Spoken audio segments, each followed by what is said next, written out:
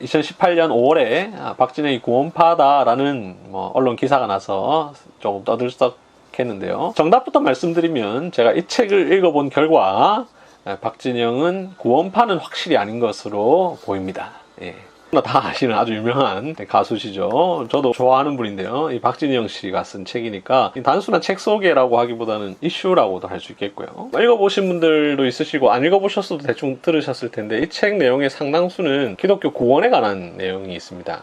기독교 복음이 무엇인지, 어떻게 자신이 구원받게 되었는지, 또 그래서 이 책을 읽는 독자로 하여금 여러분들도 기독교 신앙에 관심을 가지십시오, 여러분들도 구원받으십시오, 이런 내용들이 많이 담겨 있기 때문에 기독교 신앙의 기본적인 내용이라고도 할 수가 있겠죠. 한국 교회 안에는 이 거듭남과 회심에 대해서 좀 강조가 적은 게 사실입니다. 그런데 박진영 씨는 이 책에서 그 부분을 많이 강조를 하고 있고요. 또 한국 교회는 우리가 여러 간증들을 많이 듣긴 하지만 정작 이 거듭남에 대해서 잘 듣기가 어려운 것이 사실입니다. 근데 한국 교회에서 잘 다루지도 않는 내용을 박진영 씨가 다루고 있어서 흥미롭게 읽었고, 또 그냥 넘어가기는 좀 아쉬운 면이 있어서 이 영상을 통해서 여러분들과 함께 하려고 합니다. 또 한 가지는 아마 많은 분들이 그런 기사도 보셨고 궁금하실 텐데요. 2018년 5월인가요? 어떤 기사가 실렸죠. 박진영 씨가 구원파에 속했다. 한참 그 세월호 이후에 구원파에 대한 논란도 많이 있던 차에 박진영 씨가 구원파가 아니냐 이런 논란이 있어서 이슈가 되었던 적이 있습니다. 그런데 얼마 전에 라디오스타에 2020년 8월에 박진영 씨가 라디오스타에 나와서 그런 오해를 좀 씻기 위해서 이 책을 썼다 이런 이야기도 하셨는데요. 정말 그런가? 곧 나오게 될 그 거듭남에 관한 책에도 당연히 그 구원파 교리를 다루었거든요. 그래서 과연 박진영 씨가 구원파인가 아닌가? 물론 그가 구원파니 아니냐 하는 것이 또 내 개인에게 큰 영향을 미치고 이런 건 아니지만 또 우리가 흥미롭지 않습니까? 관심이 있고, 또 이분이 평범한 자연인이 아니라 아주 유명하신 분이고 많은 사람들에게 영향을 또 미치는 분이기 때문에 과연 구원파인가 아닌가 한번 좀 확인해 보기도 하고, 또 만약 구원파라면 또 그가 어떻게 주장하는지도 궁금하기도 하고, 또 아니라면 또 왜 아닌가 한번 분석해 보고 싶은 마음도 있고 해서 제가 한번 살펴보았습니다. 이 책에 대해서 지금 쭉 이야기를 드릴 텐데, 한 가지 여러분들이 오해하지 말았으면 하는 것은 제가 한 개인의 회심을 지나치게 분석하고 평가하기 위함은 결코 아니라는 사실을 미리 말씀을 드립니다. 그냥 이 책에서 그가 소개하고 있는 회심에 대해서 과연 성경적인가 하는 부분, 또 맞는 부분은 또 좋게 평가하고, 또 아닌 부분이 있으면 좀 지적하고, 혹시 그럴 일은 없겠지만 박진영 씨가 이 영상을 혹시 보신다면 보시고 자신의 회심에 대해서 한번 정리할 기회가 있으면 또 좋겠고요. 책에 대해서 간단하게 소개를 드리겠습니다. 이 책은 2018년 8월 15일에 1쇄가 나왔어요. 2018년 8월 15일에 1쇄가 나왔고, 은행나무라는 출판사에서 총 311페이지 정도의 분량이고요. 지금 제가 이 영상을 찍고 있는 날이 9월 14일 월요일인데요. 한 달 정도 됐죠. 생각보다 많이 팔리지는 않았습니다. 물론 제 책에 비하면 엄청 많이 팔렸지만 박진영이라고 하는 그 유명세에 비하면 생각보다 많이 팔리지는 않은 것 같아요. 교보문고의 순위를 보니까, 인터넷을 보니까 국내 주간 베스트 75위네요. 예, 한 달 정도 됐는데, 이 정도 유명하신 분이면 한 5위 안에 들어야 될 것 같은데 75위입니다. 아마도 이 책이 그냥 책이 아니라 신앙과 관련된 이야기를 다뤘다라는 것을 본인이 이미 밝혔고, 또 제목도 그렇고 해서 아마 그러지 않을까 싶습니다. 이 책은 본인이 밝힌 것처럼 상당 부분이 신앙에 관한 이야기를 다루고 있습니다. 총 311쪽인데요. 21개의 챕터로 되어 있습니다. 근데 123쪽, 즉 9장까지는 자기의 그냥 인생, 자기가 어떻게 살아왔다, 어릴 때 이야기, 대학교 때 이야기, 또 데뷔한 이야기, 그리고 이혼한 이야기까지 쭉 다루고 있고, 11장부터 마지막 21장까지 124쪽부터 311쪽까지는 자신이 기독교 신앙을 갖게 된 과정과 그것을 통해서 또 복음을 좀 독자들에게 소개하는 이런 내용이 대부분입니다. 박진영의 개인사를 궁금해서 읽으시는 분들 중에는 좀 책에 대해서 실망하실 수도 있겠지만, 이 책의 제목과 목차만 보더라도 박진영 씨는 이미 무엇을 말할지를 밝혔기 때문에 굳이 그렇게 실망하실 필요는 없겠습니다. 박진영 씨는 이 책 앞부분에서 이렇게 이야기합니다. 10쪽인데요. 나는 성경 안에서 답을 찾은 후 더 이상 왜 사느냐라는 질문에 머뭇거리지 않고 대답할 수 있게 되었다. 그 대답은 내 인생의 닻이 되었고 내 열정의 근원이 되었다. 이 책이 허무하고 쓸쓸하고 외롭고 불안하고 두렵고 우울한 누군가에게, 그리고 무엇보다도 삶을 포기하려고 하는 누군가에게 살아야 할 명확한 이유를 줄 수 있길 간절히 바란다. 이런 내용을 가지고 이 책을 시작을 합니다. 그럼에도 불구하고 이 박진영의 개인사가 또 궁금하신 분들 읽어보시면 참 재미가 있을 것인데, 좀 이제 아쉬운 부분은 은근히 자기 자랑을 많이 해요.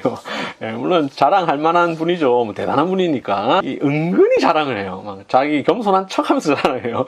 뭐 예를 들면 뭐 어릴 때 자기가 뭐 말도 제대로 못했는데 어느 날 갑자기 글을 읽게 되었다. 갑자기 읽게 되었다. 그래서 책에 빠져 살았다. 뭐 이런 얘기하고, 미국 가서 월반을 했는데 그건 거의 드문 일이다. 2학년에서 4학년으로 월반했다. 고등학교 때 공부 별로 안 했다. 막 이런 얘기 쭉 하다가 갑자기 전교 24등이었다. 뭐 이렇게 해요. 국영수 모의고사를 쳤는데 전국 1등도 했다. 뭐 이런 얘기하고, 자기가 연세대학교 나왔다고 막 자랑하고요. 대학교 1학년 때 물리시험 쳤는데 교수님이 너 물리학과로 전공을 바꾸는 게 어때? 이런 얘기를 했다. 뭐 이런 얘기하면서 또 이제 뭐 사실 그 다음 시험에 망쳤다. 뭐 이렇게 하면서 자꾸 은근히 자기 자랑을 얘기하셔요. 이제 뭐 그냥 뭐 자랑할 만한 분이긴 하지만 책 전체와는 좀 안 맞는 것 같습니다. 왜냐하면 자신의 회심 이야기를 나중에 이제 할 건데, 뒷부분에 가면 회심 이야기를 하려면 이제 최대한 이런 자기 자랑은 조금 최소화하는 게 좋은데, 뭐 이미 자랑 안 하셔도 아주 유명하신 분이니까 뭐 우리 다 알잖아요. 대단한 분이다라는 것. 그런 것을 이제 굳이 일부러 안 넣어도 괜찮지 않았을까 하는 생각이 들고요. 이 책을 이제 안 읽어보신 분들 중에 궁금하신 분이 있을 거예요. 정말 박진영 씨가 구원파냐라는 것이죠. 앞서도 말씀드린 것처럼 2018년 5월에 박진영이 구원파다라는 언론 기사가 나서 조금 떠들썩했는데요. 정답부터 말씀드리면, 제가 이 책을 읽어본 결과 박진영은 구원파는 확실히 아닌 것으로 보입니다. 예. 왜냐하면요, 구원파 교리는 크게 4가지로 요약을 할 수 있는데, 첫째는 거듭나기 위해서는 거듭남의 원리만 깨달으면 된다. 이게 이제 구원파의 교리입니다. 두 번째는 거듭난 사람은 자신이 거듭난 날짜를 정확하게 알아야 된다라는 것이고요. 세 번째는 거듭난 사람은 거듭났기 때문에 죄를 안 짓는다. 설령 우리가 생각할 때 죄를 지은 어떤 행위를 했어도 그건 죄가 아니다. 왜냐하면 그 사람은 거듭난 사람이기 때문이다. 이렇게 말하는 게 이 구원파 교리고요. 네 번째는 이렇게 믿으니까 뭐라고 가르치냐면, 거듭난 사람은 회개할 필요가 없다. 만약 어떤 사람이 눈물을 막 흘리면서 회개 기도를 하고 있으면 그 사람은 아직 거듭나지 않았다. 이렇게 하는 것이 이 구원파의 교리입니다. 구원파의 교리가 뭐 여러 가지 얘기했지만, 거듭남과 관련해서 갖고 있는 중요한 교리 4가지는 이것입니다. 이게 이제 거듭남 교리에 대한 구원파 입장인데요. 박진영 씨 책에 보면 이 4가지가 다 안 나옵니다. 첫 번째가 확실히 아니라는 것을 알 수 있는데, 이 책에 보면 자기가 복음을 머리로 이해했던 기간이 있었다라고 이야기를 해요. 근데 그것이 마음으로 받아들여지지 않았다라고 이야기하거든요. 머리로는 이해했는데 마음으로는 받아들이지 않았다. 그 기간이 굉장히 길었다고 얘기합니다. 그러면서 내가 머리로는 이해했지만 마음으로 받아들이지 않은 그 기간은 사실 아직 믿은 게 아니다. 아직 거듭난 게 아니다. 이렇게 이야기를 합니다. 물론 표현은 좀 이상해요. 거듭나지 않은 그리스도인이었다. 이렇게 표현을 하거든요. 이 말은 사실 틀린 말이죠. 거듭나지 않은 그리스도인은 그리스도인 아니죠. 그죠? 근데 이제 그런 표현을 써요. 아마 그냥 표현상 그렇게 쓴 것 같은데, 어쨌든 자신이 복음을 깨달았지만 믿어지지 않았던 기간이 있었다라고 이야기하기 때문에 구원파가 아니라는 것이 분명해 보이고요. 두 번째로는 책에 보면 자신이 언제쯤 거듭났는지를 이야기를 하긴 합니다. 2017년 4월 어느 날 자신이 이 복음을 믿게 되었다 이야기를 하는데요.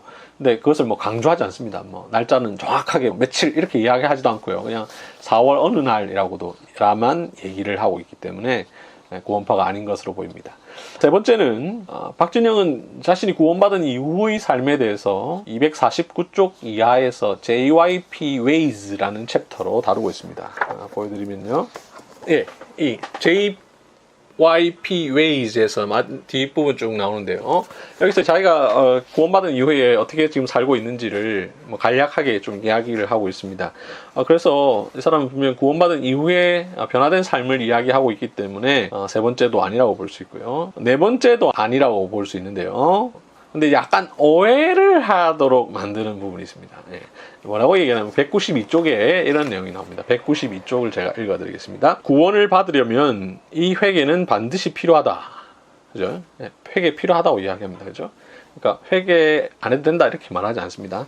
하지만 이 회개를 구원이라고 말하면 안 된다.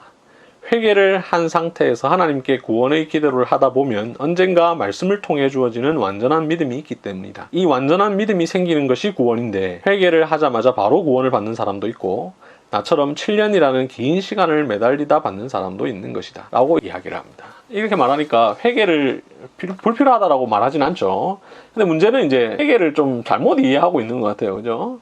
뭐 회개하고 나서 한참 뒤에 뭐 7년 뒤에 믿는다. 그건 사실 앞에 게 회개가 아닌 거죠. 믿음과 회개는 이제 서로 연결되는 부분인데 바르게 믿어서 회개를 하게 되는 것이지. 앞에는 그냥 자신의 잘못을 깨달은 거죠. 그냥 뉘우친 거죠. 그래서 이걸 이제 회개라고 보긴 어려운데 아무래도 회개에 대한 이해가 좀 부족해서 그렇지 이제 구원파적인 교리를 믿고 있는 것은 아닌 것으로 봅니다. 또 그리고 이 책에 보면 여러 그 기독교 관련된 저자들을 몇 명을 인용합니다. 그 중에 204쪽부터 205쪽에 보면 루터를 이야기하고 206쪽부터 208쪽까지에서는 휘필드를 이야기하고 303쪽 이하에는 그 존 파이퍼 목사에게 보낸 편지가 나옵니다. 그래서 이 루터나 뭐 휘필드나 존 파이퍼 이런 사람들이 인용한 것으로 봐서는 이 사람이 구원파라고 보기에 조금 어폐가 있지 않나 이런 생각을 하게 됩니다. 확실한 것은 일단 구원파가 아니라는 점 여러분들 확실하게 생각을 하면 좋겠습니다. 이제 좀 이 사람이 회심한 내용을 쭉 말씀을 드리면요, 참 대단하긴 대단합니다. 이 사람은 아주 열정적으로 이 구도의 길을 갔던 것 같아요. 2010년부터 2년 동안 매일 10시간씩 성경을 집요하게 붙들고 읽었다고 그래요. 성경에 관한 많은 자료도 찾아봤고 해석도 찾아보고 그리고 다양한 종파의 목회자들을 만나서 또 배우기도 했다고 이야기를 합니다. 이 사람이 얼마나 열심히 성경을 공부했는지가 책에 보면 자신의 성경책을 이렇게 보여주는데요. 한번 볼까요? 네. 박진영 씨가 자신이 열심히 성경 공부를 한 흔적을 책 한 페이지에 이렇게 실어 두었습니다. 뭐 열심히 공부했죠. 로마서 8장인데 아주 열심히 공부를 했습니다. 이보다 더 많이 하셨겠죠. 이렇게 열심히 한 것으로 볼 때 아주 대단하시고요. 그리고 심지어 정말 대단하신데 성경의 예언이 이스라엘 역사에서 어떻게 성취되었는지를 확인해 보고 싶어서 2012년 9월에 직접 예루살렘에 가서 현지 답사를 했답니다. 예. 돈도 있고 시간도 있으시니까 가능하지 않았나 싶은데 아무튼 아주 열심히 이 구도의 길을 걸었고 그래서 열심히 이 기독교 복음에 관심을 가졌다는 점에 있어서는 굉장히 칭찬할 만합니다. 또 칭찬할 만한 점은요, 이분이 믿음에 대해서 좀 분명한 인식을 갖고 있습니다. 뭐냐면 자기가 2010년도쯤에 머리로는 성경이 이해됐다고 그래요. 그죠? 성경이 잘 이해됐는데 그게 마음으로 믿어지지 않아서 이것은 구원받은 게 아니었다라고 자기가 수레를 합니다. 그리고 내가 믿겠다라고 의지를 가지는 것과 실제로 믿는 것은 다르다라고 이야기를 하거든요. 이 표현이 어떻게 이해되냐에 따라 다른데, 또 이제 제대로 그래도 믿음에 대해서 진지하게 생각을 하는 것이죠. 머리로 그냥 이해되고 나 기독교 신앙에 관심을 갖고 싶다 이렇게 하는 것은 믿음이 아니라는 것이죠. 그래서 완전하게 믿어질 때, 내 마음속에 믿어질 때 그게 믿음이라고 하는 것이죠. 그리고 이 영접기도의 문제점을 이야기를 합니다. 저도 마침 어제 주일날 우리 교회에서 요한복음 1장 12절로 설교하면서 영접하는 자 곧 그 이름을 믿는 자들에게는 하나님의 자녀가 되는 권세를 주셨으니 라는 구절을 설교하면서 그 영접기도의 문제점에 대해서 설교를 했는데요. 박진영 씨가 이 영접기도라고 언급하지 않지만 영접기도의 형식을 설명하면서 이런 기도는 사실 바람직하지 않다. 이렇게 해서 구원받는 건 아니다. 이렇게 이야기를 합니다. 이런 장점들이 있습니다. 그래서 믿음에 대해서 그냥 단순하게 한국교회에서 그냥 예, 믿을게요. 그러면 세례주고 이런 것들이 잘못되었다. 이런 이야기들을 쭉 하는 것을 볼 때 박진영 씨가 그래도 좀 구원에 대해서 많은 관심을 갖고 이 책을 썼지 않나. 또 실제로 그런 거듭남과 회심의 경험을 좀 하고 있지 않나 이런 생각을 합니다. 그럼에도 불구하고 조금 의문되는 면들이 있습니다. 일단 이 사람이 구원파가 아니라는 사실은 거의 뭐 명확한 것 같고요. 또 회심에 대해서 진지한 관심을 가지고 어느 정도 나아갔다는 점에서는 바람직한데, 그럼에도 불구하고 이 책이 확 이제 추천하고 싶다라는 마음 별로 안 들고, 또 박진영 씨가 아직 좀 더 이 회심에 대해서 관심을 가졌으면 좋겠다라는 마음이 드는 면들이 몇 가지 있는데요. 말씀드리면 첫째는 구원과 행위의 문제를 단편적으로 이해하는 경향이 있는 것 같습니다. 234쪽에 보면 이렇게 이야기합니다. 어떤 목사님들이 구원을 받으면 반드시 행위로 드러나야 한다라는 논리를 주장하면서 행위로 드러나지 않은 사람은 구원을 안 받은 사람이라고 말씀하시는 분들도 많은데, 그것은 굉장히 위험한 주장이다. 235쪽에는요. 구원은 행위를 잘해서 얻어지는 것도 아니요, 행위를 잘못해서 취소되는 것도 아니고, 행위를 보고 판단할 수 있는 것도 아니다. 이렇게 이야기합니다. 이 말이 뭐 아예 틀린 말은 아니지만 또 맞는 말도 아니죠. 왜냐하면 박진영 씨의 의도는 구원이 행위로 결정되는 건 아니다라는 것을 강조하려고 하는 것 같은데, 그걸 이제 자기가 너무 확신하다 보니까 행위를 너무 불필요한 것처럼 생각을 하고 믿음과 행위를 너무 분리시켜 버리는 거예요. 왜 믿음과 행위는 구분되지만 분리시킬 수는 없거든요. 믿음은 반드시 행위로 나타날 수밖에 없는 건데, 이 부분을 조금 명확하게 이해 못하고 있고 잘못 이야기함으로써 행위가 불필요하다라고 말하는 논리로 오류로 빠지기도 하고, 그럼 결국 이제 구원파적인 접근이 갈 수 있는 위험을 약간 갖고 있는데요. 행함으로 구원 얻는 것이 아니다라는 진리를 강조하다 보면 이런 오류에 빠질 가능성이 항상 많이 있는데요. 박진영 씨의 주장대로 구원은 분명 믿음으로 얻는 것입니다. 그러나 행위가 불필요한 것도 아니고 믿음이 행위로 안 나타나는 것도 아닙니다. 우리는 성경과 종교개혁의 가르침에 따라 오직 믿음을 믿습니다. 오직 믿음. 이 말의 의미는 구원을 받으려면 믿음이 필요하다라는 말이지, 구원을 받으면 행위로 드러나는 것은 아니다라는 말은 결코 아닙니다. 이 사실을 제 책 나는 하나님 앞에서 의로울 수 있을까라는 칭의에 관한 책에서 밝혀두었는데, 이 책의 앞부분을 보면 다 믿음으로 구원한다는 말을 쭉 해놓고 뒷부분에 가면 행함은 그러면 필요 없느냐, 그건 아니다 라고 이야기를 하고 있는데요. 박진영 씨가 이 책을 꼭 읽어보실 수 있으면 좋겠고, 제가 뭐 기회가 되면 선물로 보내드리면 좋지 않겠나 이런 생각도 해보는데요. 믿음은 반드시 행함을 수반합니다. 믿음은 반드시 행함으로 나타나죠. 구원을 받으면 반드시 행위로 드러난다는 논리를 주장하면서 행위로 드러나지 않은 사람은 구원을 안 받은 사람이라고 말씀하시는 분들도 많은데, 그것은 굉장히 위험한 주장이다 라고 말하는 이런 표현은 이제 좀 조심해야 되고 조금 잘못된 오해가 아닌가 싶습니다. 또 그리고 이제 이 박진영 씨의 거듭남에 관한 내용을 보면 좀 여러 가지로 의문이 드는 것 중에 하나가, 거듭남을 강조하면서 믿음을 굉장히 강조하는데 회개는 생각보다 너무 강조를 안 합니다. 언급을 안 하진 않지만 회개를 좀 강조를 해야 되는데 회개를 별로 강조를 안 해요. 믿음만 막 강조하고 회개는 조금 약간 별로 중요하지 않은 것 같은 뉘앙스를 많이 풍깁니다. 이게 진짜 책이라고 하니까 이분하고 대화를 해봐야 이제 사실 더 알 수 있는 분인데요. 믿음을 강조한다면 그만큼 회개도 강조를 해야 되죠. 거듭남으로 인해서 나타나는 결과는 믿음과 회개입니다. 믿음과 회개가 둘 다 같이 나타나야 되죠. 이 믿음과 회개 둘 다 나타나는 것을 합쳐서 회심이라고 부릅니다. 회심. 믿음과 회개. 이 회심인데 믿음만 강조하고 회개는 별로 안 강조한다. 이것은 조금 이해가 하기 어렵고요. 이 사람이 이제 특별히 이분이 이제 그 회개를 강조하지 않는다라는 사실을 더 알 수 있는 게, 자신이 죄인이었다라고 하는 사실, 자신이 죄인이라고 하는 사실에 대한 철저한 인식이 거의 나타나지 않습니다. 그리고 좀 죄송한 말이지만 이분이 어쨌든 뭐 본인이 이혼한 이야기도 소개를 했잖아요. 본인이 이야기를 안 했으면 모르겠는데 이혼한 이야기도 했으면 자기 이혼한 죄에 대해서도 뭐 회개했다든지 뭐 이런 이야기 나와야 되는데, 뭐 원래 이혼하신 분과 뭐 합쳤다든지 이런 이야기 나와야 되는데 그런 이야기는 없어요. 그러니까 회개, 자신의 죄에 대한 철저한 애통함과 자복함 이런 부분들은 너무 안 나와 있습니다. 어쨌든 이 책의 목적이 본인이 자신의 회심기를 다룬 거잖아요. 그러면 그 부분을 넣어야 되고, 또 자신의 회심기만 다룬 게 아니라 뒷부분은 거의 대부분 내가 이렇게 회심한 것처럼 여러분들도 이 복음을 믿으십시오 이런 내용인데, 그러면 당연히 그 회개에 대한 내용도 다뤘어야 되는데 그 부분이 없다라는 점에 있어서 조금 안타깝습니다. 그러면서 몇 가지 더 아쉬운 점들이 있는데요. 이 책에 보면 자신이 그 교회를 하고 있다고 그래요.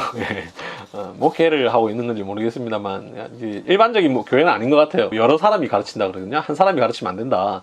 돌아가면서 가르쳐야 된다. 약간 형제교회 같기도 하고, 뭐 회중교회 같기도 하고, 좀 이상한 구조의 평범한 교회는 아닌 것 같은데, 어쨌든 교회를 하고 있다고 그래요. 근데 그 교회도 언제부터 시작했냐면, 자신이 회심했다라는 시기를 2017년 4월이라고 이야기를 해놓고, 그 이전에 2010년에 성경 읽기를 쭉 하면서 이제 자기가 성경을 많이 알게 되니까 다른 사람들한테 막 성경을 가르치는 성경 세미나를 했다고 합니다. 성경 세미나를. 아니, 자기는 회심 안 했는데, 자기는 회심 안 했지만 성경 세미나를 막 했어요.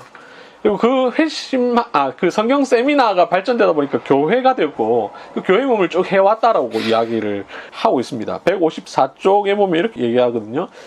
구원 못 받은 크리스찬으로 살고 있었는데 성경을 가르쳤고 성경 공부 모임을 시작했고 자연스럽게 교회가 형성되었다. 이거는 위험하죠, 사실. 근데 위험하고, 이제 저는 뭐 이 책 전반적인 이분의 회심에 대해서 막 부정적으로 보진 않습니다. 전반적으로는 뭐 이분처럼 이렇게 열심히 그 고도자의 길을 걷는 분이 어디 있겠습니까, 그죠? 막 성경을 열심히 연구하고 이스라엘 직접 가서 확인도 하고. 성경 구절도 굉장히 많이 자유자재로 인용하시거든요. 많이 관심을 갖고 구도자의 길을 걸었지만 이제 이런 부분 좀 아쉬운 거죠. 아쉽기도 하고 또 이런 부분 때문에 책의 다른 내용들을 깎아먹는 부분이 좀 있지 않나 이런 생각이 듭니다. 그리고 좀 지엽적인 이야기입니다만 이분이 자기 잘 모르면서도 막 그 확신에 차서 잘못된 지식을 전하는 부분이 많이 있습니다. 예를 들어 209쪽에 보면 교회나 성당에서 주는 세례는 원래 침례여야만 한다, 뭐 이렇게 이야기를 해요. 그러니까 침례 아닌 세례는 잘못됐다는 주장인데, 이건 침례교회의 주장인데 보편교회의 주장이 아닌데 마치 자기가 이렇게 알고 있는 게 맞는 것처럼 확신하면서 이야기를 하는데, 이 부분은 좀 문제가 되겠죠. 이게 이제 본인이 구원파라는 오해를 줄 가능성이 있는데, 구원파가 보통 보면 대한예수교 침례회라는 이름을 쓰잖아요, 그죠? 구원파라는 오해를 줄 가능성, 물론 뭐 침례교회들은 주장하니까 뭐 아닐 수도 있지만 그런 조금 약간 의심을 한번 하게 되고요. 요한복음 3장 5절에 물과 성령으로 나지 아니하면 이라는 구절을 자기가 해석하면서 이 물은 하나님의 말씀을 의미한다 이렇게 단정지어서 이야기를 하는데, 제가 쓴 책, 곧 나올 책에 보면 이 부분을 다루고 있습니다만 그런 주장을 하는 사람도 있습니다. 물은 하나님의 말씀을 의미한다고 말하는 사람도 있습니다. 그러나 이거는 아주 소수 주장입니다. 소수.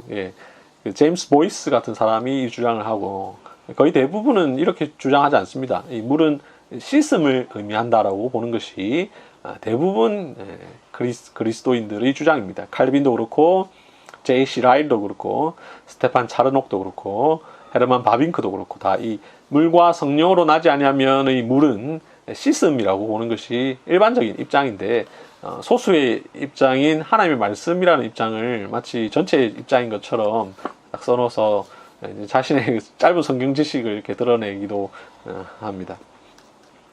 그리고 15장에 보면 참교회를 구별하는 방법을 이야기합니다. 이것도 이제 회심한 지 얼마 안 된, 2017년에 회심했으면 지금 2020년 9월인데 회심한 지 3년밖에 안 됐잖아요. 3년밖에 안 된 분이 이런 이야기를 하는 건 이제 좀 조심하셔야 되는데, 참교회를 분별하는 법을 이야기를 합니다. 그러면서 참교회를 분별하는 법을 거듭남을 강조하는 교회, 자기 교회가 속한 교회는 이 거듭남을 강조하는데, 이런 거듭남이 일어나고 거듭난 역사가 일어나는 교회가 참교회다 이렇게 이야기를 합니다. 참교회를 분별하는 방법은 뭐 여러 가지가 있습니다. 한두 개가 아니고 엄청나게 많은데, 이거 하나 가지고 뭐 참교회를 구별할 수 있다라고 이야기하는 것은 썩 바람직하지 않은데, 자기 교회가 참교회고 또 이런 것만 하는 교회가 참교회다라는 것을 이야기하고 싶어서 그런지 모르겠지만 이런 내용이 좀 위험하고요. 또 뭐 자신이 하나 하고 있는 교회도 제가 볼 때 이 자기 교회에 대해서 정확하게 이야기를 하지 않았고, 마지막에 자기 교회 오실 분들 오시라고 이야기하는 뭐 내용도 나옵니다만, 이 교회는 여러 명이 함께 성경을 가르치는 교회라고 설명을 하고 있는 것 봐서는 평범한 교회는 아닌 것 같습니다. 근데 참교회를 분별하는 방법을 이야기하는 것은 조금 조심해야 될 부분이 아닌가 이런 생각을 합니다. 이제 마지막으로 마치도록 할 텐데요. 이 책만 가지고 사실 박진영 씨의 회심을 다 이야기하는 것은 뭐 조심스럽죠, 그죠? 한 사람의 회심을 그렇게 마음대로 재단할 수는 없는 노릇이고요. 근데 이제 어쨌든 본인이 이 책을 통해서 이야기를 하려고 했기 때문에 이 책만 가지고 평가를 해보면 아직은 조금 다듬어질 필요가 있다고 생각됩니다. 예, 회심에 대해서 완벽한 건 아니고 이제 3년 됐다고 자신이 이제 얘기한 게 3년인데 좀 더 다듬어질 필요가 있고. 다른 사람을 막 가르치는 일을 하신다는데 아직은 그런 일을 하시기에는 좀 적합하지 않지 않나. 선무당이 사람 잡는다고 본인도 그 책에 이야기하고 있는데요. 소경이 소경을 인도하면 굉장히 위험하다는 이야기를 본인이 해놓고도 이제 그런 일을 하고 계시고 또 교회를 형성해서 아마 뭐 가르치는 일을 하시고 뭐 성경 세미나도 옛날부터 해왔다니까 그렇게 하고 계신 것 같은데 이것은 조금 위험하다라는 생각이 들고 그래서 이분이 이제 아직은 다른 사람을 가르치는 위치에 있기보다는 좀 더 제대로 된 가르침을 받으면서 거듭남의 과정, 회심의 과정이 좀 더 분명하게 일어나고 그래서 성경 지식을 좀 더 쌓은 뒤에 좀 이런 이야기를 하면 더 좋지 않겠나라는 생각이 들고요. 그럼에도 불구하고 또 유명한 연예인으로서 자신의 신앙 이야기를 책으로 밝히는 것이 쉽지 않았을 텐데 이렇게 하신 것은 굉장히 대단하시다는 생각이 들고요. 그런 면에 있어서 우리 박진영 씨가 계속해서 이 구도자의 길을 잘 걸어갈 수 있기를 제가 응원하는 바입니다. 감사합니다.